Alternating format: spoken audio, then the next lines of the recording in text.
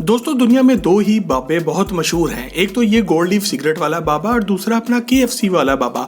और आज हम दुनिया की सबसे बड़ी फ्राइड चिकन बनाने वाली कंपनी केंटकी फ्राइड चिकन यानी कि KFC के बारे में आपको कुछ जबरदस्त हकाइक बताने जा रहे हैं, जो कि एक ऐसे आदमी ने बनाई थी जिसकी अपनी सारी जिंदगी नाकामियों से भरपूर रही मगर इसने कभी हार ना मानी। आपको ये जानकर भी हैरत होगी कि दुनिया में सबसे पहले जो KFC खुला इसमें सिर्फ 6 सीट्स मौजूद थी, यानी कि वहाँ पर एक वक्त में सिर्फ 6 ही अफराद बैठकर खाना खा सकते थे। जबकि आज 2021 में पूरी दुनिया में KFC की 24,104 फ्रेंचाइजीज मौजूद है। आप में से बहुत से दोस्त ये बात भी नहीं जानते होंगे कि आज KFC की मालिक एक अमेरिकन कंपनी यम ब्रांड्स है और यही कंपनी दूसरी बहुत सी बड़ी फास्ट फूड चेन्स की भी मालिक है, जिनमें पिज्जा हट और पेप्सी भी शामिल हैं। और यही वजह है कि KFC पर आपको खाने पीने के साथ जो सॉफ्ट ड्रिंक दिया जाता है वो हमेशा पेप्सी कोला होता है, ना कि कोका कोला। KFC की बुनियाद आज से 91 साल पहले एक यतीम बच्चे ने रखी और आज दुनिया इसे कर्नल सैंडर्स के नाम से जानती है। दोस्तों आपको ये जानकर भी हैरत होगी कि साल 2021 में KFC का सिर्फ एक साल का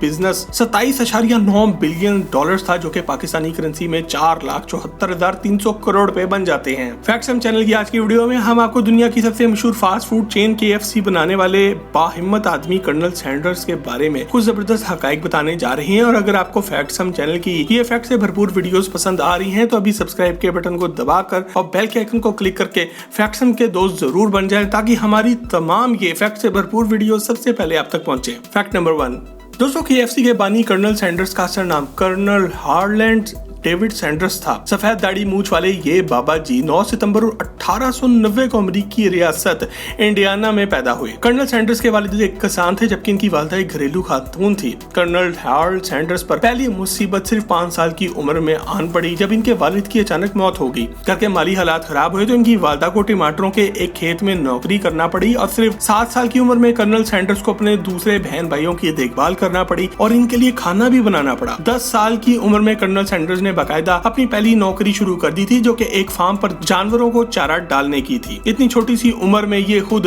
एक बच्चे ही थे और जानवरों के लिए चारा तैयार करने के बजाय वो इनसे खेलने लग जाते थे और इसी वजह से इन्हें अपनी इस पहली नौकरी से बहुत जल्द ही हाथ धोना पड़ा। 1902 में इनकी वालिदा ने एक आदमी विलियम ब्रदर्स से शादी कर ली। ये आदमी कर्नल सैंडर्स का सुतेला बाप था और इसका हमेशा से सुतेलों वाला ही सलूक भी रहा। इस आदमी की वजह से सैंडर्स ने 7वीं क्लास में ही स्कूल छोड़ दिया और करीब के एक खेत में जाकर नौकरी कर ली। 13 साल की उम्र में सैंडर्स इतने खुदमुख्तार हो चुके थे कि इन्होंने अपना घर ही छोड़ दिया और एक दूसरी अमेरिकी रियासत इंडियाना पोलिस में आ गए, जहां पर इन्होंने एक दूसरी नौकरी कर ली। अब ये हॉर्स कैरेजेस यानी कि घोड़ों की बगियों को पेंट करना शुरू हो चुके थे। एक साल बाद जब ये 14 साल के हुए तो इन्होंने दोबारा एक खेत पर काम करने की नौकरी कर ली। फैक्ट नंबर 2, दोस्तों कर्नल हार्ल सैंडर्स नाम के इस आदमी ने अपनी जिंदगी में इतनी मुख्तलिफ नौकरियां की हैं कि इसकी कोई मिसाल नहीं मिलती। आप ये भी कह सकते हैं कि ये कुदरत आने वाले जबरदस्त वक्त के लिए इन्हें तैयार कर रही थी। 1906 तक ये अपने खानदान की जिम्मेदारियां उठा कर तंग आ चुके थे और इन्होंने प्रोग्राम बनाया कि क्यों ना इनसे बहुत दूर ही चला जाऊं। इन्होंने अमेरिकन आर्मी में जाने का इरादा किया, मगर यहाँ ये मसला था कि आर्मी के लिए कम से कम 18 साल की उम्र होनी चाहिए थी, जबकि सैंडर्स की उम्र सिर्फ 16 साल थी। इन्होंने अपनी पैदाइश के कागजात में कुछ रद्दो बदल किया और अपने आप को 18 साल का दिखाकर आर्मी में चले गए। दोस्तों अमेरिकन आर्मी इस वक्त भी दुनिया की एक बड़ी ताकत ही थी और इन्हें खुद्दू बना देना इतना आसान नहीं था। आर्मी के सीनियर ऑफिशियल्स को बहुत जल्द इनकी हकीकी उम्र का पता चल गया और उन्होंने इन्हें आर्मी से निकाल दिया।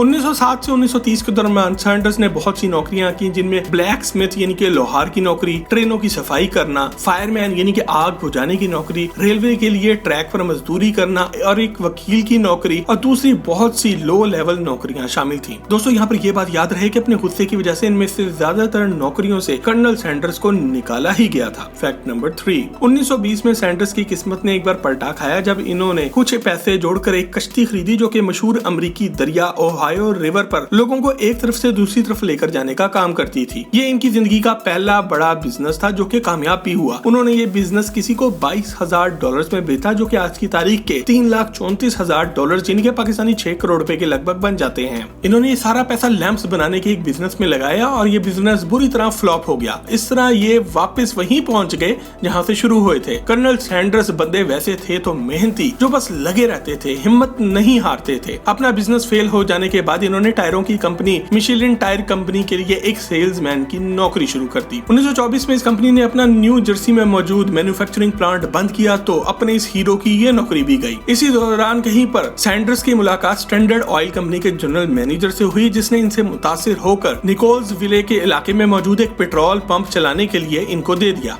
सैंडर्स ने यह काम भी बहुत मेहनत से किया और पेट्रोल पंप की सेल्स 3 गुना बढ़ा दी, मगर एक बार फिर किस्मत ने इनको मार मारी और पूरा अमेरिका ग्रेट डिप्रेशन में चला गया और यह पेट्रोल पंप भी बंद हो गया। फैक्ट नंबर 4, दोस्तों रेलवे के लिए मजदूरी करते हुए सैंडर्स को अपनी जिंदगी का पहला प्यार जोसेफिन नामी एक लड़की मिली और इन दोनों ने 15 जून 1909 में शादी भी कर ली। इस शादी से सैंडर्स के यहाँ 3 बच्चे पैदा हुए। नौकरी छूटने पर सैंडर्स की ये बीवी इनसे नाराज रहने लगी और एक दिन अपने बच्चे लेकर इन्हें अकेला छोड़कर चली गई और अपना हीरो एक बार फिर अकेला रह गया, और वो भी तब जब इसे अपनी फैमिली की सबसे ज्यादा जरूरत थी। 1948 में सैंडर्स की नजर अपने लिए काम करने वाली एक लड़की क्लॉडिया पर पड़ी। ये लड़की बिजनेस को भी अच्छी तरह समझती थी और वफादार भी थी। सैंडर्स ने इससे शादी कर ली और इस लड़की ने सचमुच एक बड़ा बिजनेस बनाने में कर्नल सैंडर्स का बहुत साथ भी दिया। फैक्ट नंबर 5, दोस्तों 1930 तक सैंडर्स की जिंदगी नाकामियों से भरपूर रही और इनकी उम्र भी अब 40 साल के लगभग हो चुकी थी। जिस तरह इन्होंने स्टैंडर्ड ऑयल कंपनी का पेट्रोल पंप चलाया, वो खबर शेल ऑयल कंपनी के बॉस तक भी पहुंची और उन्होंने सैंडर्स के हवाले अमेरिकी रियासत केंटकी का एक पेट्रोल पंप कर दिया। सैंडर्स ने खुशी खुशी ये नौकरी भी शुरू कर दी और यहाँ भी खूब मेहनत से काम किया। एक दिन सैंडर्स के दिमाग में एक आइडिया आया और इन्होंने पंप के बिजनेस से हटकर कुछ ज्यादा पैसे कमाने के लिए अपने घर से फ्राइड चिकन और स्टेक्स और कुछ दूसरे खाने बनाकर अपने पंप पर आने वाले लोगों को बेचना शुरू कर दिए। इनका बनाया हुआ फ्राइड चिकन लोगों को बहुत पसंद आना शुरू हो गया। पहले इनके पेट्रोल पंप पर सिर्फ 6 लोगों को बिठाने की जगह मौजूद थी, जो कि काफी कम थी, मगर काम अच्छा चला और सैंडर्स ने सामने मौजूद एक पूरा रेस्टोरेंट ही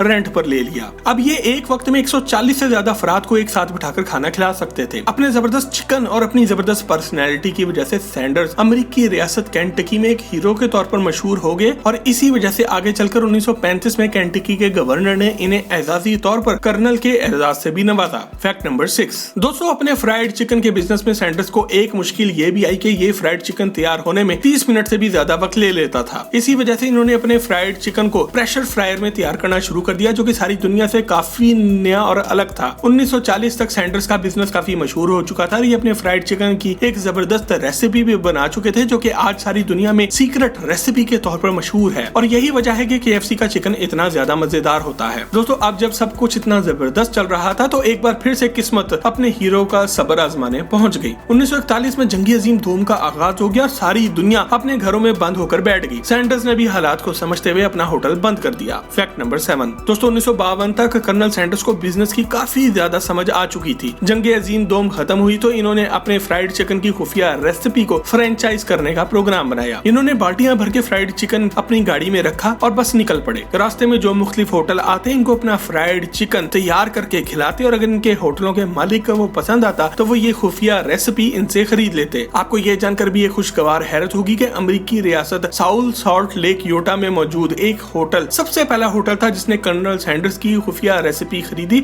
और आज इसके बाहर ये बोर्ड लगा है, वर्ल्ड्स फर्स्ट KFC।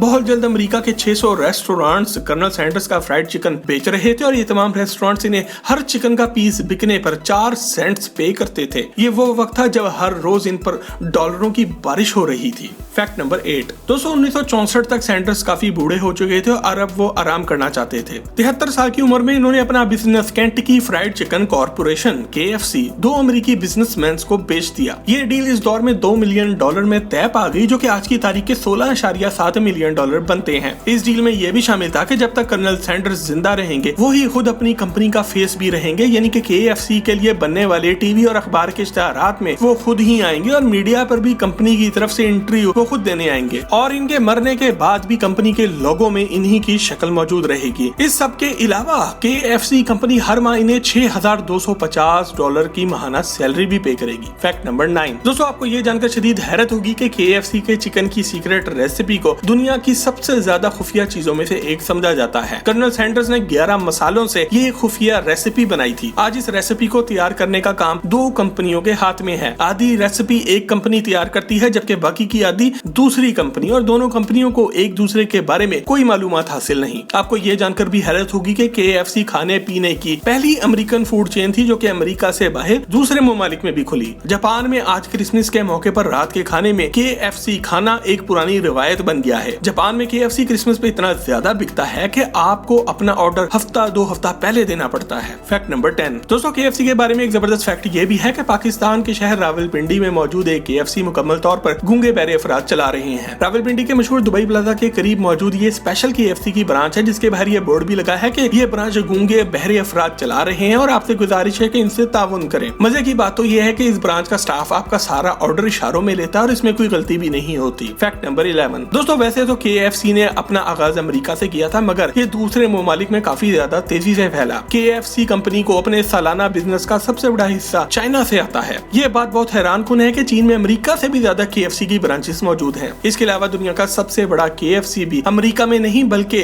अजरबैजान के शहर बाकू में मौजूद है। दोस्तों कर्नल सैंडर्स एक आम सा आदमी था जो कि आज के फाइनेंशियल सिस्टम या फिर ऐसे कर लें कि रैट रेस में फंसा हुआ था, लेकिन इसने हिम्मत ना हारी और उम्र के इस हिस्से में जाकर कामयाबी, शोहरत और पैसा कमाया जब लोग जिंदगी से मुंह ही मोड़ चुके होते हैं। KFC के बारे में ये जबरदस्त फैक्ट से भरपूर वीडियो अगर आपको पसंद आए तो इसे लाइक करके फेसबुक और व्हाट्सएप पर अपने दोस्त अहबाब से शेयर जरूर करें। और अगर आप किसी और बड़ी कंपनी के बारे में ऐसी ही फैक्ट से भरपूर वीडियोस देखना चाहते हैं तो हमें कमेंट में आगाह भी जरूर करें। आपसे बहुत जल्दी एक और जबरदस्त वीडियो में मुलाकात होगी। जब तक अपना और अपने घर वालों का ख्याल रखें। अल्लाह हाफिज।